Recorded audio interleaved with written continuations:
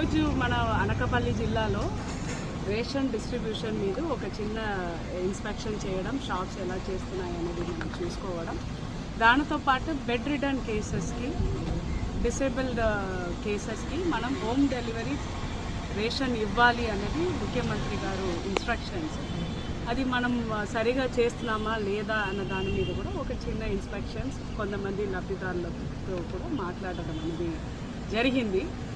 ఇది first time మనం ration shop ద్వారానే రేషన్ డిస్ట్రిబ్యూషన్ అనేది మొదలు పెట్టాము MDU తర్వాత. కాబట్టి ఈ ట్రాన్సిషన్ టైంలో చిన్న చిన్న ఇన్కన్వీనియన్స్ కూడా రాకుండా ప్రతి ఒక్కరికి వాళ్ళకి చేరాల్సిన క్వాంటిటీ, క్వాలిటీతో పాటు ఇలాంటి బెడ్ రిటర్న్ కేసెస్ అంటే మేము హోమ్ డెలివరీ చేయాల్సిన కేసెస్ కూడా మనం సరిగా చేస్తున్నామా లేదా అన్న దాని మీద ప్రత్యేకంగా విజిట్ చేయడం.